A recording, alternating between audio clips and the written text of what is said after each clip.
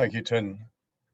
So hello, everyone. Once again, I've been asked just to hold back for a minute or so to allow people to join in, to link in. You'll see at the bottom the number of participants. It's edging up steadily.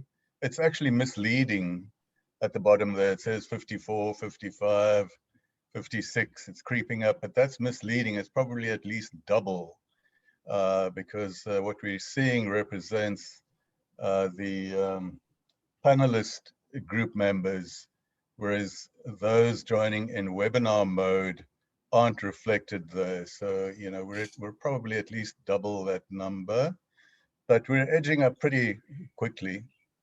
63, stuck there for a moment, 64. So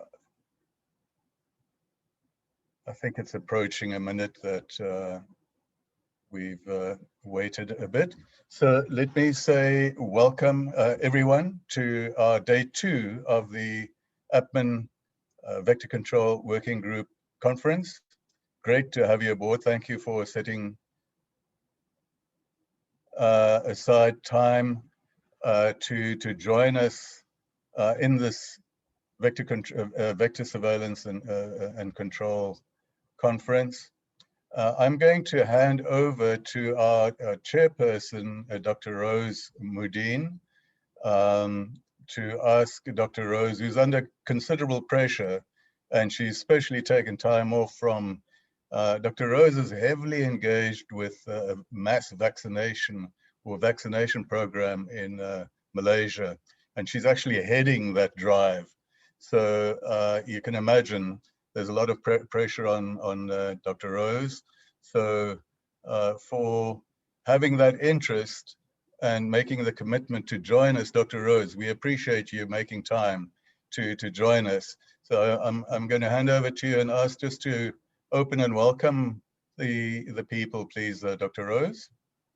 Yeah, thank you, Dr. Leo. Good day, good morning, good afternoon, good evening, or good night to all our distinguished virtual audience.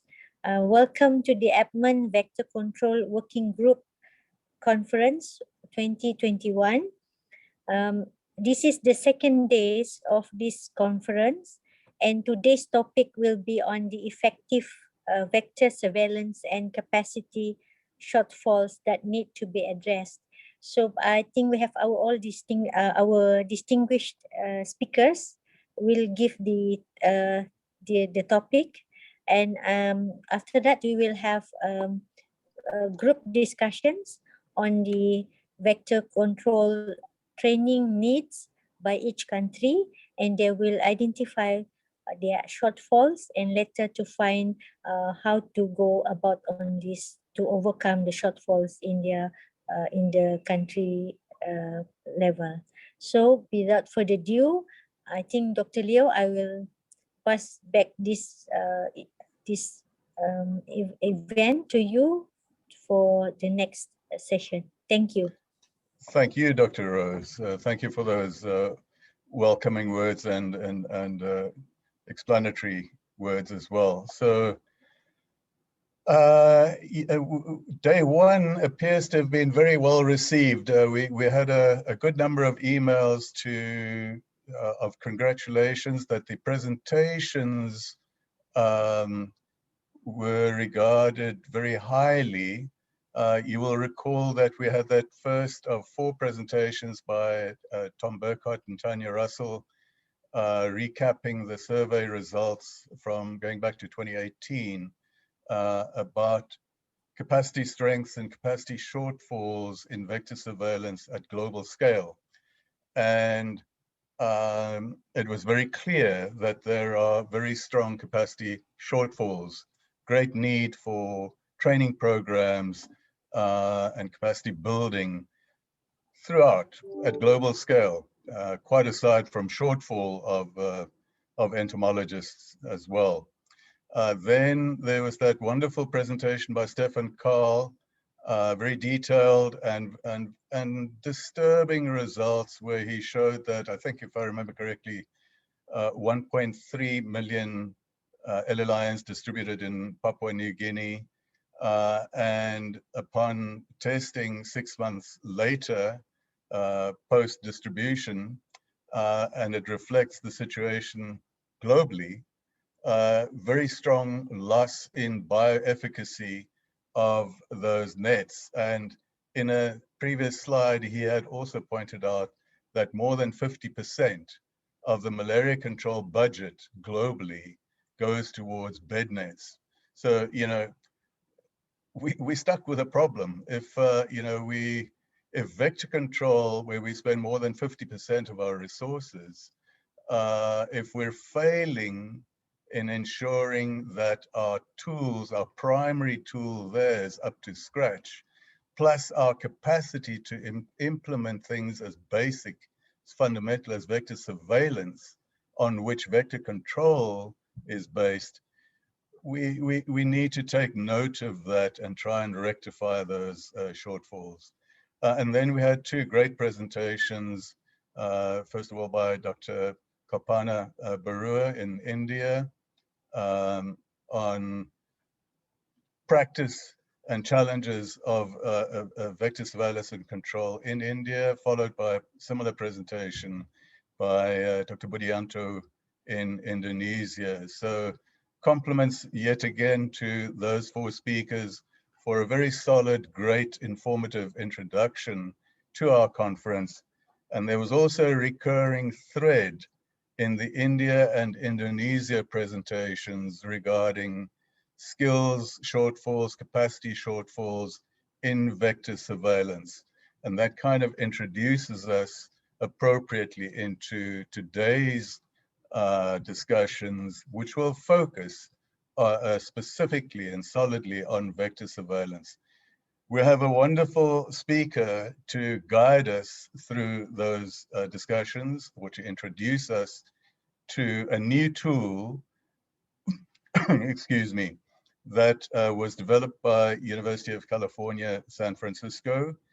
And we have the privilege of having Elodie Vajda, who's the program manager for the UCSF, University of California, San Francisco Malaria Elimination Initiative. She's program manager for the vector control group, and she was intimately involved in the development of this UCSF entomological surveillance planning tool. You'll hear me referring repeatedly to the UCSF ESPT, entomological surveillance planning tool. So Elodie, without further ado, I'm going to hand over and ask if you can give us a good solid introduction to that ESPT tool, which we will then use as a platform for subsequent breaking out into discussion groups, 4 discussion groups, but I'll explain that after your presentation, where we probe more deeply this issue of capacity shortfalls and which specific aspects we should be targeting for strengthening, and where perhaps some of the skills and infrastructure may be present in Asia Pacific to help us provide that training. So Elodie, from all of us, we look forward to listening to you. Sincere thanks for making yourself available. We're going to learn a lot from you, I know that. So over to you, Elodie. Thank you, Leo. Am I to share my slides, or is this you guys? It's up to you, Elodie. Would you prefer to share screen from your side so you have control over the cursor and changing of slides, or would you prefer us to share screen? I don't mind. Okay, I think try and pull it up, Elodie. I think it gives you more control over the presentation. Okay. So does everyone see my screen right now? Yeah, if you can go into full screen, please, Elodie. There we go. So, okay. So, and are you seeing the presentation mode or the mode with the notes? No, you need to go. I'm seeing little small screens at the bottom. What about this? There we go. Yeah, that's better. Better? There we go. Okay, now you got it. Thank you. All right, thanks. Thanks, Leo. Thanks, the APMEN team, for having me over to discuss the entomological surveillance planning tool. I'll first just go over a high-level brief introduction of what the ESPT is, and then I'll go into 3 use cases of the ESPT recently.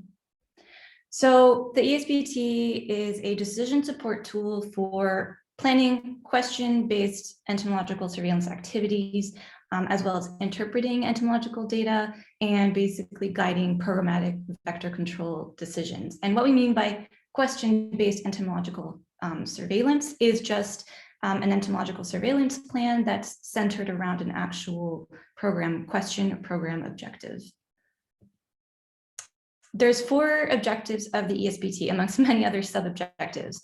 The first one is to support gap filling in operational guidance for ento surveillance. And the second, related to number 1, is to align with and operationalize normative guidance like WHO, PMI, and so on into practical guidance.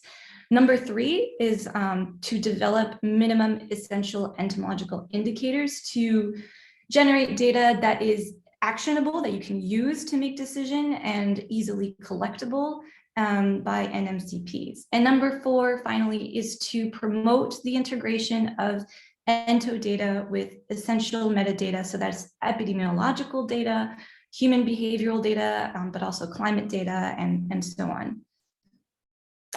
The ESPT can be used by essentially anyone who would like to use it, but in particular, we're thinking national malaria program managers, vector control officers, country partners, program entomologists, and we've noticed that the ESPT is very effective when used by the country program in collaboration with their technical or research partners or implementing partners as well. And so this figure right here to the right is the navigation tree, and that's the first figure you see in the ESPT, and it basically just illustrates the workflow of the ESPT. So we start with module 1, which is where we provide guidance and triggers to think about how to translate your program objectives into a question. So that could be what kind of intervention do I need to deploy in this site, for example, or what kind of bed net should I buy? And then you go into module 2, and based on that question that you've developed, you then think about what indicators you should actually measure to address that question. And we have a list of minimum essential indicators to help you prioritize the indicators that you should measure to address your question.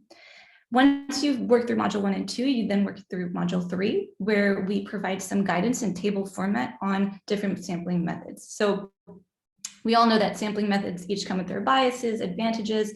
Different sampling methods target different mosquito behaviors. So it's super important to actually select the right sampling method to, again, collect the data you need to measure your indicators to address your question.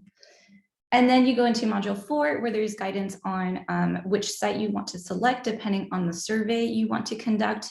And there's a nice tree to link up the survey type to your different site types to help you make that decision. And once you've worked through modules 1, 2, 3, and 4, you're then ready to go into module 5, where you're given guidance on how to sample or how to design your sampling plan now that you have the tools you need to go over into sampling design. And after that, you go into module 6, where there's some guidance on best practices for ento data management. You are then ready to work through module 7, 8, or 9. And so those are the decision trees, which really make the bulk of the ESPT. And we have decision trees for different survey types. So depending on what your survey type is, you would either go into the baseline tree module or the routine surveillance module or the foci investigation module. And you work through these trees to help you with the design of your ento surveillance plan.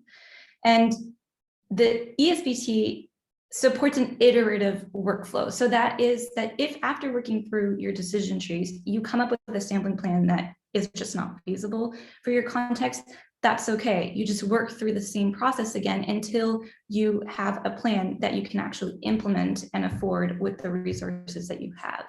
And that helps you collect meaningful data, right? This is just an example of what those decision trees are. I know they can look a lot overwhelming at first, but like any kind of decision-making process, you work step by step. So you would work through, the first branch, and then you just follow each step, at the end of branch 1, it tells you to go to 2, and then you go to 2 and so on. At the bottom, we have example questions to help you decide which decision tree is most appropriate for your own question. So yeah. I just wanted to add that we are developing training materials on the ESPT right now. These training materials are on how to use the tool. We provide a bit of teaching on the actual science behind it, but it's really just a practical training to help folks understand how to use the tool, because it's a manual and a bit of guidance is helpful here. We hope that it will be available by summer 2021 for everyone free of cost. So now we'll go into 3 ways that ESPT has been applied. That being said, number 2, routine surveillance, is a hypothetical. It's just a suggestion we've made to country 1 after their baseline survey. They haven't done this yet. So I just wanted to show you guys how we could use the ESPT for routine surveillance. So like I said, baseline survey, routine survey, and then a focus investigation. So for those who would like a reminder, baseline surveys are surveys that are conducted in sentinel sites as well as foci sites. And they're basically just surveys to help characterize transmission, inform intervention, selection, deployment, inform your foci response maybe, and as well as evaluating existing interventions. And the triggers for a baseline survey are typically when data hasn't been collected in a number of years in those specific sites. So in country 1, the program used the ESPT to address a series of questions. So I'll just focus on this one, and which was, are BedNets, LLINs, an appropriate vector control tool at present in those sites that they were thinking about? And before I go into what they did, I think it's worth emphasizing 3 points here. So number 1 is that BedNets function on late night indoor biting mosquitoes, right? And so when mosquitoes are early evening or outdoor biters, the bednet doesn't function. Number 2 is that humans have to be actually indoors and actually using the bednet for the bednet to be effective. So if humans are not under the nets or they're outside, then they're not protected and you have a gap in protection. And then number 3, mosquitoes have to be susceptible to the insecticide used in those bednets for that community protection. So if mosquitoes are resistant, then you have a gap in protection there. Gaps in protection are a concept that the ESPT puts forth a lot, so I thought it might be helpful to make sure we're on the same page there. So transmission of malaria occurs when a mosquito and human behavior overlap, right? And interventions that you deploy take advantage only of specific mosquito behaviors. And on top of that, for the intervention to actually be effective, you need to make sure that the human behaviors also overlap with the mosquito behaviors that are being targeted by that specific intervention. So a gap in protection or any space or time where and when people are exposed to potentially infectious mosquito bites because they're outside of that protection of the intervention, if any, that is in place. So just a visual representation of what I mean by that. The first bubble is the intervention bubble, the second blue bubble is human behavior, and the yellow bubble is the vector behavior. And so where you have all 3 bubbles overlap, you have protection, and where you don't, you have a gap in protection. All right. So going into what the program decided to do here, so they applied the ESPT workflow that I described earlier in that navigation tree, and they further subdivided their main question of are bednets effective into 3 sub-questions. So they looked at mosquito behaviors, human behaviors, and they also wanted to look at resistance status. They then, after, based on their questions, selected their indicators, so human biting rate, inside, outside, as well as human indicators like location, time, sleeping patterns, and use of the bednet. Sampling methods, they opted for human landing catches, HLCs, and human behavior observations, which I'll describe in the next slide, inside and outside houses. And then they opted for 3 sampling periods, depending on seasonality, 2 sentinel houses per site, 5 days of collection in each site. And they selected their sites based on what the epidemiological data was showing, which is a very high burden for these 2 sites. And these two sites are actually neighboring sites, but they're characterized by very contrasting cultural lifestyle practices. And yeah, that's lifestyle practices. And based on their funding, after looking at their initial plan, they decided to actually remove the insecticide resistance question and save that for another question that they had for indoor residual spraying. So again, prioritization. Just for those not familiar with what we mean by human behavior observations, the HBOs, they're a very simple and straightforward way of looking at human behavior. And so basically the human landing catch collector, the HLC collector that is inside and outside the house, is at the end of each collection hour throughout the night, measuring a series of indicators that they're interested in. So in our case, it was people who are awake outside, people who are asleep or awake, not under a bed net inside, people who are asleep, not using a bed net inside, and then people who are asleep or resting or awake under a bed net, again, inside. So 4 indicators that they looked at.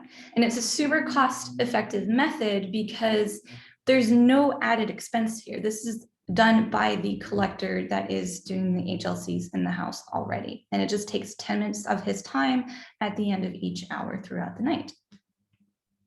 So I'll just go over some of the high level findings here.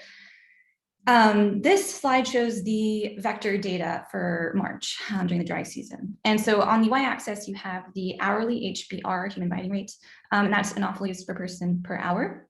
And then on the x-axis, you have the collection hours. So in our case, 5 p.m. to 6 a.m.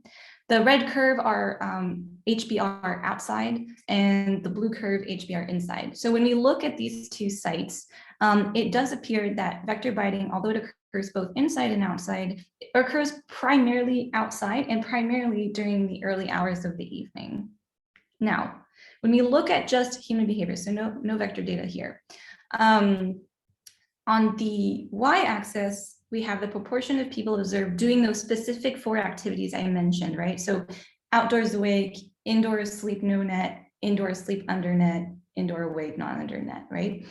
And then on the x-axis, again, we have our collection hours, 5 to 6 a.m.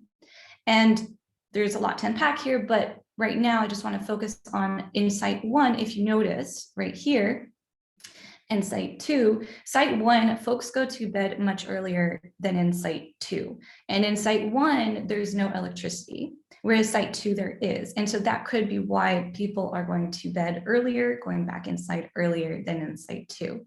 We also noticed that in site 1, bed net use is much lower than in site 2. So now that we have our vector data and our human behavior data, we integrate both. And that allows us to calculate the adjusted human biting rate. And so the adjusted human biting rate is essentially human biting rate, but for each of those 4 activities I mentioned. So what we found is that, so quickly before I go in, these are pie charts that represent those human vector exposure points. So essentially it's answering the question, where are mosquito bites coming from? And so the red slice of the pie represents outdoors awake. Dark blue represents indoor biting while awake, not under the net. Light blue represents indoor biting asleep while not under the net. And the slice with the quadrant pattern is bed net use. So it's actually protection, right? There's no exposure happening there. And so in site 1, we see that the primary exposure to vectors is actually indoors, asleep, not under a net. But in site 2, nearly over half of the biting comes from outdoors. Now, if you remember when we looked at just the vector data, it seemed like biting occurred primarily outdoors and early in the evening in both sites, right? But after including human behavior in the equation, we actually see that it's not quite that straightforward. Again, we see lower bed net use, right, in site 1 versus site 2. And so from here, it's important to see that we identify gaps in protection, so spaces where people are not protected by bed nets, and identify that human vector exposure profiles are very different, even between these two neighboring communities. So with that information, the program launched a BedNet campaign alongside very effective communication SBCC campaign. And that campaign was launched after our March collections in July. And then we came back and the program did more ENTO collections and human behavior observations in August. And they found increased BedNet use in Site 1, so much that it totally changed the human vector exposure profile in Site 1. And so as you see in the pie chart to the right, BedNet use drastically increased from BedNet use in March. And now the exposure profile is such that primary biting occurs outdoors in the evening when folks are not at home yet. And so this example highlights that when you deploy an intervention, you immediately affect transmission dynamics happening there. And so to just quickly circle back to the actual question that the program posed, which was, are BedNets effective? The answer is that yes, BedNets are definitely an appropriate tool for these sites, but they're not enough as the only intervention. You need other interventions to address the other slices of the pie, the gaps in protection. So outdoor biting, for example. So I wanted to quickly just explain how from that baseline survey, we might nicely go into a routine survey, just as an example. So just to remind folks, routine surveys are a sentinel site, and they look at changes in vector populations over time, monitor the impacts of interventions over time, as well as therefore identifying new gaps in protection since you trigger changes when you deploy interventions. So this is the first table that we looked at in the baseline survey. And I just wanted to add another little section there, which are the new questions that we might want to look at now. And our new question could be, how are LLINs impacting transmission dynamics? And there's various things that we might want to look at. So mosquito behavior changes, human behavior changes, changes in use of LLINs, and as well as insecticide resistance development and spread, LLIN durability. And when we look at those questions, we can therefore identify new gaps in protection and therefore inform your new program response. So again, back to that workflow, we might keep the same two questions and add in insecticide resistance status, LLIN durability, new indicators as well, LLIN durability, insecticide resistance prevalence and status, more sampling methods here, larval collections for your IR testing, LLIN durability testing, and so on. And you might evaluate that plan based on your resources and come up with a plan that you can afford. So the ESPT really supports a naturally adaptive working framework to iteratively, continuously address new programmatic questions as they emerge. All right. My last example is a focus investigation that was conducted in country 2. And just to remind everyone, those investigations are to gather epi data, ento data, as well as environmental data and other intervention data to inform your program response to stop transmission of malaria. So taking that table there with our key points to think about, country 2 wanted to look at where's transmission coming from. They had high cases in a specific community and didn't understand where people were actually getting infected. And so their questions are, who is being infected versus who is not being infected? Which interventions are used, which interventions, what are the unprotected spaces and times? So those would be your gaps in protection again. And then what spaces and times are current interventions targeting versus not? So again, they applied the same kind of framework, came up with 4 questions. They wanted to look at who was being infected, what were the vector behaviors, what were the human behaviors, and what were the interventions present. They selected vector human intervention indicators, and they came up with a series of methods, so focus investigation, case investigations, as well as intervention documentation and entosampling in risk areas. Based on their resources, the sampling design ended up involving case investigations, just as many as possible, and then entosampling in presumed areas of exposure, and they selected 3 sites. So going over what they found, in terms of who is actually being infected, well, they found that people who were diagnosed with malaria were all men who spent a substantial amount of time in the forest. Now, I'm sure that is very familiar to a lot of folks on this call. And so forest goers would return to the villages with the infections, and actually no infections were ever documented in the villages.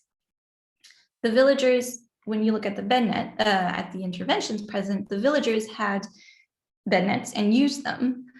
They also had more closed housing, and they also had access to healthcare. And that's super important to think about, because forest goers had few bed nets. When they didn't really use them. Maybe bed nets are not appropriate for the setting that they're in.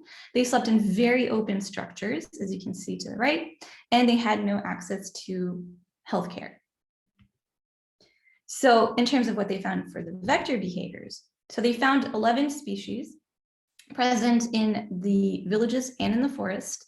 And the vectors were host seeking indoors and outdoors throughout the night in both settings. And so both your forest and village setting are areas of exposure, but the forest is actually more vulnerable for the factors we just went over, right? So intervention use and human behavior. So to circle back to the question that the program was asking, which is, where is transmission coming from? The answer is that it does appear that transmission was coming from forest and agricultural based areas with limited access to interventions or intervention use, and very limited access to healthcare. There was very little to none village-based transmission, with having indoor interventions that people used and good access to healthcare.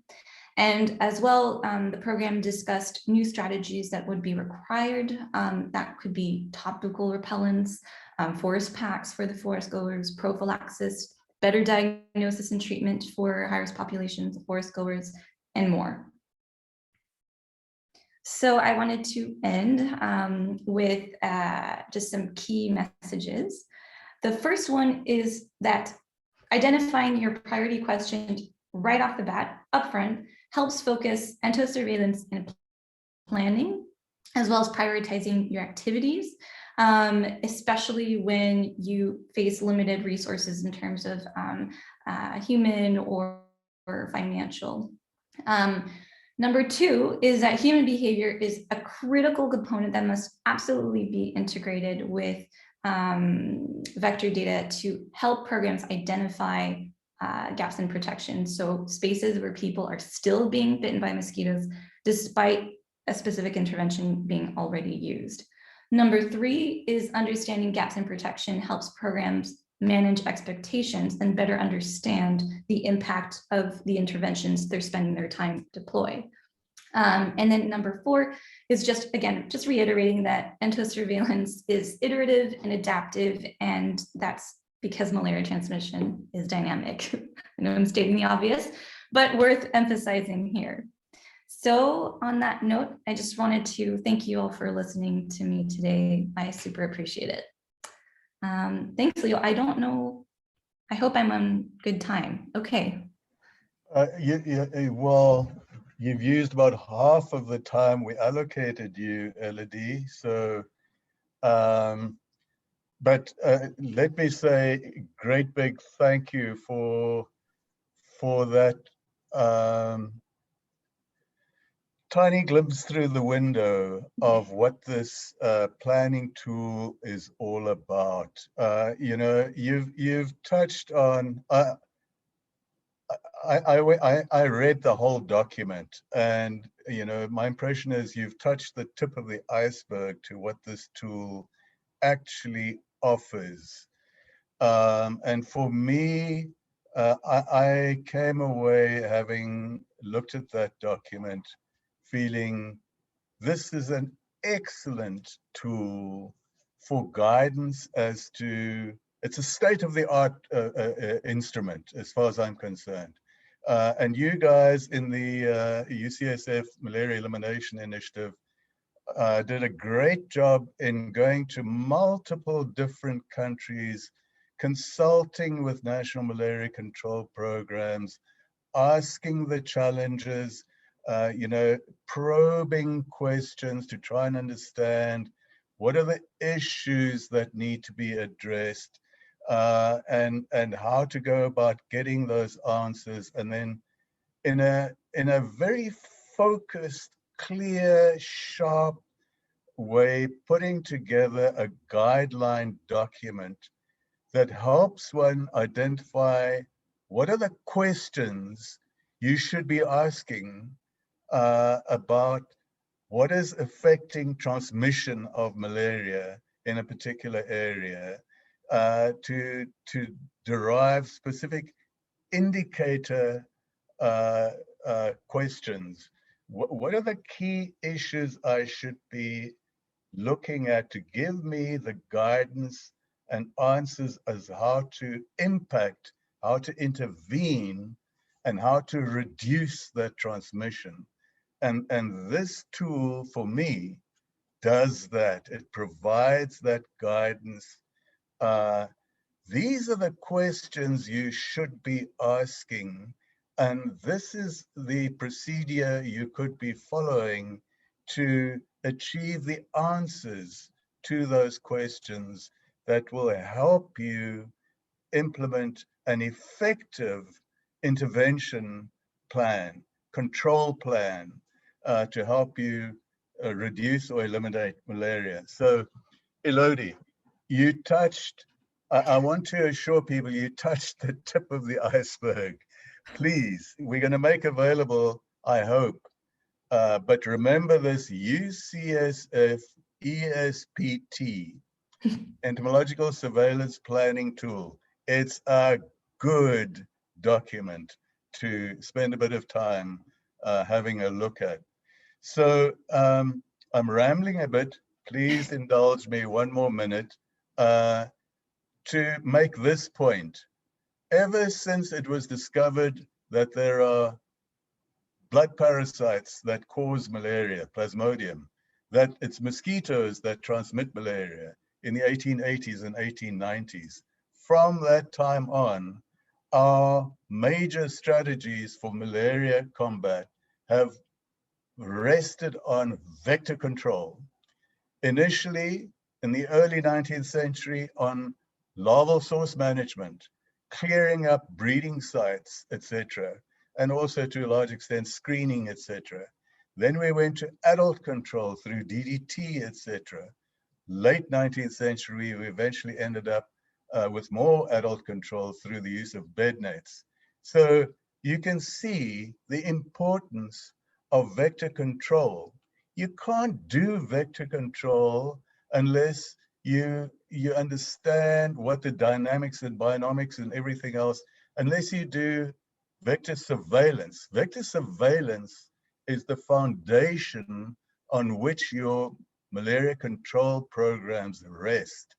So we better get that right. Our capacity to do proper vector surveillance is critically important. That's what this session is all about. And that's what your ESPT tool is all about, is to focus our minds on what questions need to be asked, what are the indicators we need to give us the answers, and how to go about doing that. So I hope you're getting the sense that I have a great deal of admiration for your ESPT tool, Elodie. So having rambled on excessively like that, I'm going to ask, because we've got a little bit of time, for the audience to ask questions, pose questions to you. So there are some questions that they're good questions, but I don't think you're the right person to answer them necessarily. So there was a question from Dr. Susanta Ghosh regarding the appropriateness of human landing catches. Yes, they provide the answer we need, but ethically there's a challenge, and there's an ethical moral issue about human landing catches. So we understand that, but it's currently the gold standard. That's, you know, if we want a specific answer, that's the route we have to follow, unfortunately, and we are still looking for another tool that comes close to human landing catches. So I don't know if somebody, you can give a voice answer if you're enabled audio, or in the chat box you can also try and give an answer. Any responses to that? So if it's not good to do human landing catches, what are the options? So Jeffrey, he says here, our recent paper on residual malaria transmission, old wine in a new bottle, that was published recently. Yeah. I think that's in Parasites and Vectors, if I remember correctly. It's either Parasites and Vectors or Malaria Journal. And actually, related to that question, though, I do want to say that in the ESPT, we definitely recognize that. And we do make a point of explaining that it's, if you want to use something else instead of human landing catches, and you are trying to measure indicators like human biting rate, then you should validate the use of a alternative tool. So maybe, as we've done in specific cases, maybe you in a controlled setting can test what a human landing, how a human landing catch performs versus a CDC light trap or whatever other contraption you want to use, a 10 trap, and kind of understand your yield so that you can have a bit more information to interpret the data you're getting when you decide to move forward with CDC light traps. So testing the validation of alternative tools to human landing caches is very important. We actually, in one of the countries, we wanted to use CDC light traps instead of human landing catches because it's a lot of work. And in site 2, we caught hundreds and hundreds of mosquitoes by human landing catch, but 3 by CDC light trap. And so, but after we just dropped the CDC light trap, and the program decided that they would move forward with human landing catches and had a whole system in place to make sure that they were doing it in the safest way possible. Absolutely. So just to point out, sorry, Jeffrey corrected me here. That paper on old wine and new bottles is in the Journal of Infectious Diseases. If anybody would like to track that one down. Sorry, Jeffrey, slipped my mind momentarily where it was. But very good point about, you know, if ethical issues, moral issues are a very real stumbling block, and of course it is, then use an alternative method, but try and get some bracketing, some index to measure, you know, the relative yield you get to the human landing catch gold standard. But sometimes they may actually be better. You know, in Africa, for example, and here, Amelie Van Toe, using cattle-baited tent traps, you know, some species of malaria vectors are in fact strongly zoophilic. So you get far higher yields of those vectors using cattle as bait, as an attractant.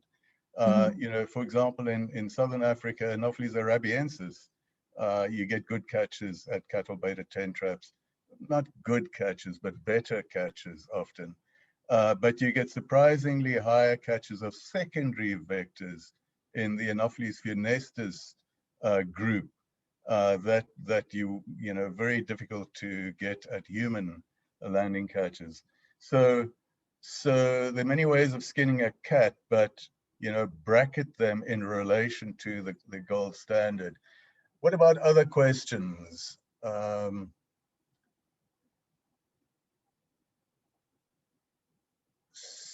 So here's an answer from Dr. Raghavendra. Double net traps, double net traps are safe and ethically correct. Good point.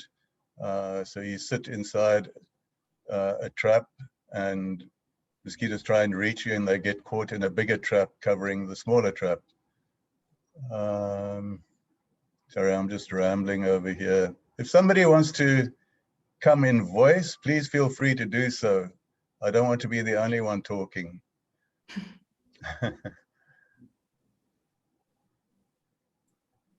Hi, Leah. We do have a question in the Q&A box. Okay, read it out for us, please, Tin. Thank you. Sorry, I think I saw it. It's from anonymous attendees. It said, can ESPT be used in smaller epidemiological area like district, so we can adjust with district need and develop appropriate intervention for that district? That's a good question, Elodie. Please go ahead. Yeah, thank you for asking that. Yeah. Thank you for asking that question, because I didn't mention that in the presentation, but absolutely, the ESPT you can use at whatever operational scale you would like to use it. Definitely district scale. I mean, we used it at village level, and so absolutely, yeah.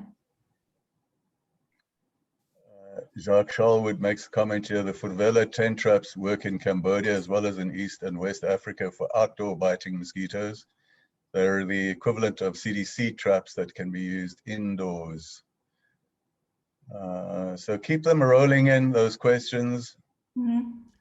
And we have one webinar attendee, Yon Soni, raising hand, so I'm going to allow to... Yeah, please read that. I don't see those hands coming up, Chin, so if you see it, please read them out. Yep.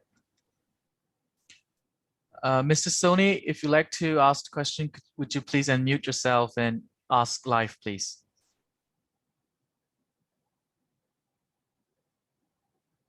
Mr. Soni, are you there?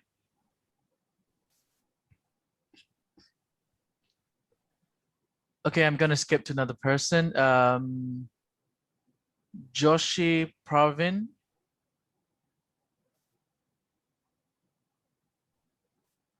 India. Yes, please, sir. Please go ahead. Sir, there are human dwellings, that is mixed dwellings are there. People are using the LLIN also, and the cattle are also with that. So far the protection, whether it is protected by the biting to animals or the pet domestic animals, or it has been a role of LLI. We can't understand this thing because this is a large issue where the mixed dwelling, where cattle and human beings are sleeping in the same house. Is it okay? So what could be the protection rate in such areas? Because in most of the tribal population in India, eastern parts of the India also, large tribal and high malaria persistence is there. So in that condition, what should be the solution so far the protection is concerned? Because there are the mosquito which are also having inside the dwellings also in the same. Those who are, some are zoophilic, some are anthropophilic. What could be the solution for such things? Thank you.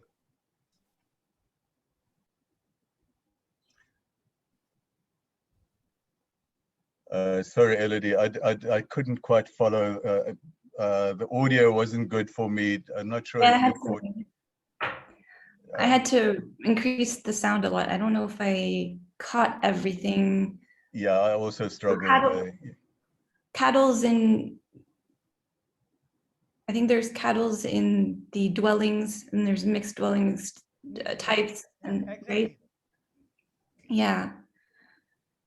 So here you would want to do your entomological collections along with, I would suppose, human behavior observations to see where people are being bitten, to better understand what interventions you would use. Because I don't know. Maybe someone else has a better answer. Yeah, again, I also wasn't quite sure what exactly. I'm sorry about that. It's not the way you posed the question. It was the audio quality that made interpretation different. So apologies for that. So, you know, so there are multiple issues wrapped up in here. There's the issue of, so cattle could actually be serving as an attractant to bring vectors closer to humans, whereas at the same time, they could also be reducing the number of mosquitoes biting humans because they serve as an alternate blood source. And the point was also made by in one of the comments that one should always try and determine the human the blood index to see what preference the different species are having in terms of biting preferences.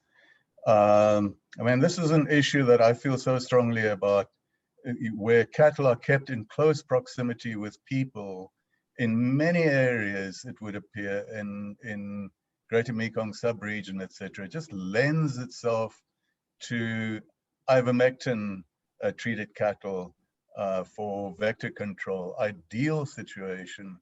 We just need to put some money together to try it out. But it just seems an ideal situation. So we have one more hands up, Miss Maria do Rosario. Would you like to ask your question, please? Thank you, Tim.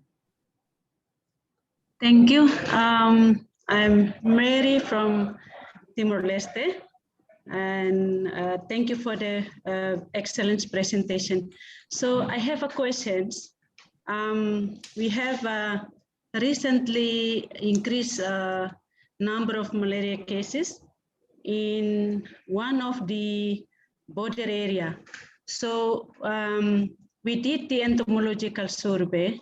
We found there are 2 vectors available in that area, which is Anopheline barbarostris and Sapictus.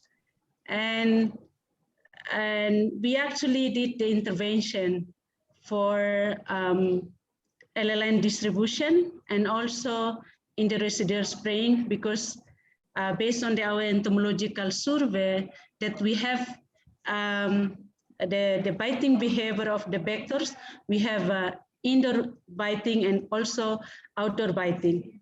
However, we found that linked to the human behavior, that we found many people went to the forest, especially in one of the area where a high density of these 2 vectors. So my questions, we have done the 2 interventions, LLIN and IRS in the residual spraying. So whether there is another method to protect the people or the community who exposed to the forest, to the area where they cannot access to the LLIN. And even they have to bring the LLIN, will difficult for them to use the nets in the forest.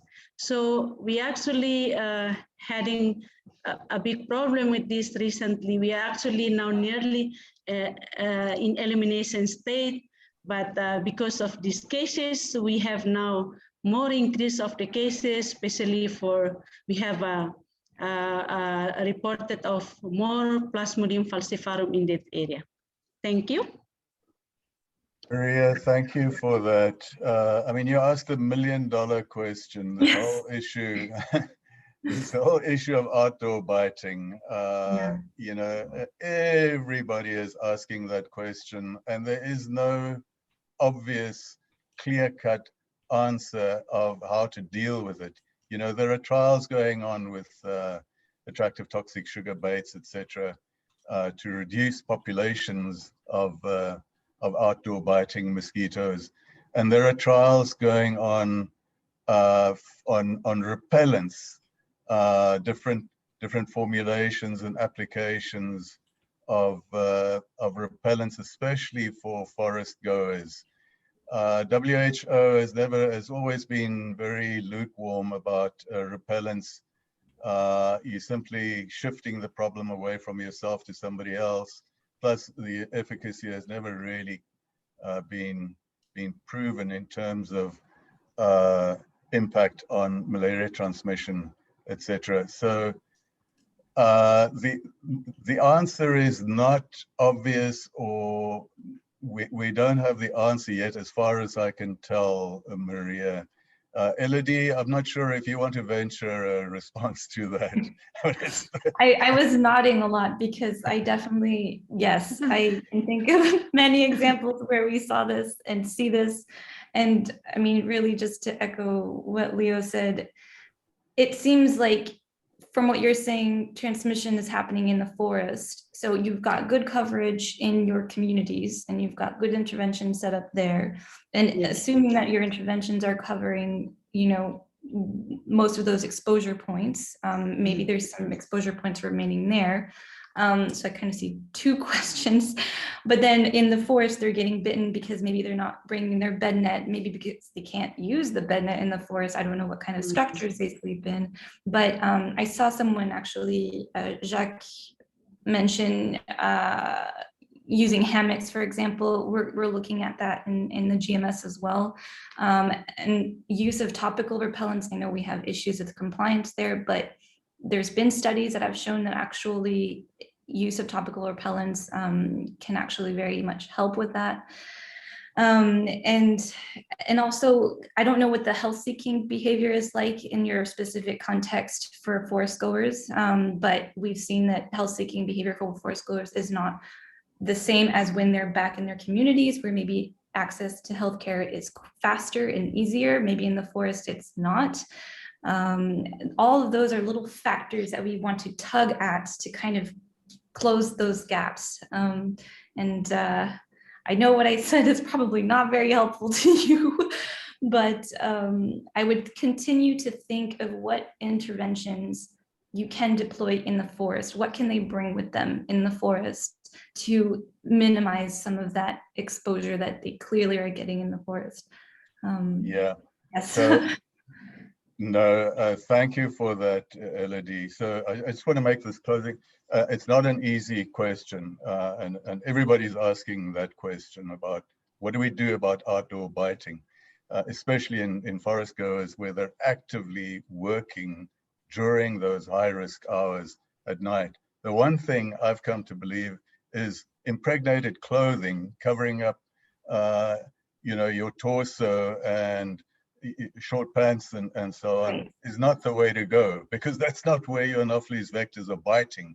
If you're standing or sitting, they're biting on ankles and feet. So, you know, it doesn't help you putting topical application all over your arms and neck and face and so on. They're biting on ankles and feet. So that's the number one place you should start off with. But we've run out of time, very unfortunately. My goodness, what a wonderful subject and what wonderful interaction. And look at the reams of questions coming in. We needed a full day to deal with I'm this. glad my presentation was shorter than when I practiced it. Well, I mean, look at the questions that stimulated. So the point is made that the topic is very important. I made the point that vector surveillance is critically important for malaria control. If vector control is our main strategy for malaria control, vector control relies on vector surveillance to guide what vector tool, what control tools you're implementing.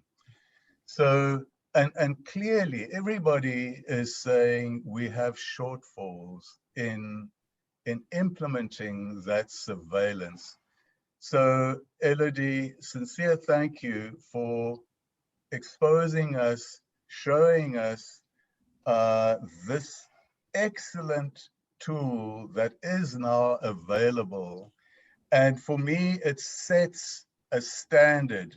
For me now, it's the new kind of gold standard of what we should be striving to implement. If this is the level, the scope and depth and coverage we should be trying to emulate or implement in our surveillance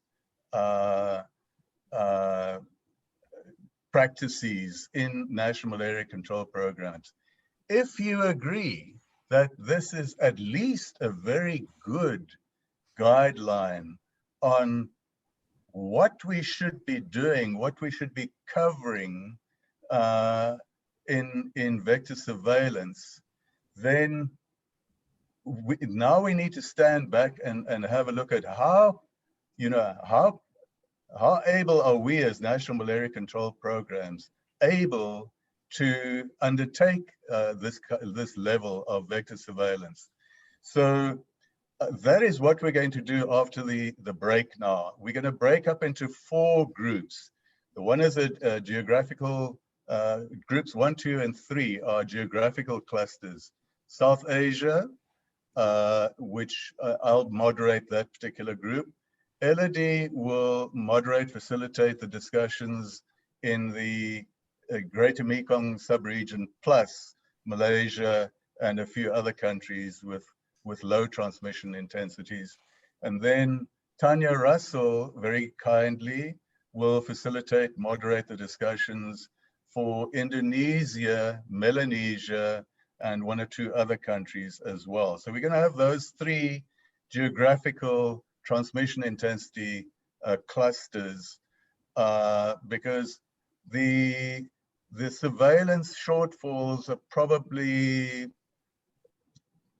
more or less similar in those clusters. It's just a way we can't go and do it in each individual country. So we're trying to get a fairly logical clustering where we can try and determine what are the common surveillance training needs in those countries. There's a 4th group, and that is Tom Burkott, that's going to lead a discussion amongst the academics, the research people, NGOs, to understand where are the skills, the people with the and also the institutional capacity to undertake that training of the different malaria control program representatives that may be sent to participate in training courses and so on. So we try to understand where are the key critical core priority capacity shortfalls in vector surveillance in the different regions. We're trying to prioritize them, pull out the most important critical ones. And then we're also trying to identify who can provide the training. And if we don't have that training capacity in region, then we'll need to go and find it out of region, in Europe, North America, Africa, wherever. So that's the purpose of breaking into those 4 working groups. For the first 3 groups, there's a particular tool we'll be using. It's called a Mentimeter web-based tool. So we're going to go into, we're already a few minutes into tea time. That's okay. So we're going to, unfortunately, because of practical, technical reasons, we have to, when I've stopped talking here, we have to leave this Zoom platform, go and have a break, reconvene in 10 minutes. And then once you go out, go to your email. Once you leave this particular platform, please go to your email, and you have been sent within the last 10, 15 minutes. Each of you will have been sent a link to join onto a new platform. So you leave this meeting, go and you have your cup of tea, get it ready, come back, and then please link up with that new one. And then each of the facilitators will show you on screen, shared screen, the particular URL, the website, where you can go and access, in the case of the 3 geographic clusters, the particular form that we want to use for you to prioritize and rank, in your individual opinion, what you feel are the most critical training needs and capacity shortfalls in your national malaria control program. we've pre-selected the National Malaria Control Program and Ministry of Health staff and allocated them to the 3 different clusters. As we have pre-selected, based on your email addresses and so on, the academic representatives, NGOs and so on, put them in the academic cluster with Tom. So some of you will automatically have been directed to particular clusters. For a lot of people, where we weren't sure what your background is, you have not been pre-selected or so on, and you have a choice. You can actually choose then when you rejoin which group you want to join. So I'm sorry, it sounds a bit confusing and I apologize, but it's actually fairly straightforward. You just need to leave this platform and come back and rejoin using the link that's in your email, and then select what group you're going to go to, and you will then be led by the moderator how to then access the Mentimeter poll form in the case of the 3 geographic clusters, and the Google survey tool in the case of the academic cluster. Tin, have I overlooked anything that you can tell? So I think you cover quite well. So I believe all of our participants have the link to join the second half breakout sessions sent by the organizing committee. I've also in the chat inserted the link. It's just easy. You don't need a registration. Just click on the link, and you'll be able to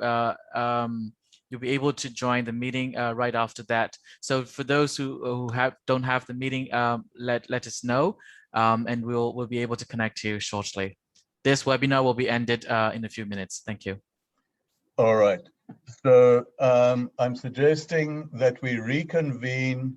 We actually have enough time. There's no need to panic or rush. So let's reconvene at 20 minutes past the hour. I don't know what your hour is where you are, but at 20 minutes, that's in about 12 minutes time from now. Let's please, sharply, because we're going to follow a process. Once we've reconvened, there's a process that we all need to keep step with. So please try and rejoin by 20 minutes past the hour so we can link up in the different groupings, and then we'll follow that process of identifying the surveillance shortfalls and the capacity strengths or availability in the institutions and amongst academicians and so on. So thank you for your patience. Let's rejoin in 11.5 minutes. Thank you very much.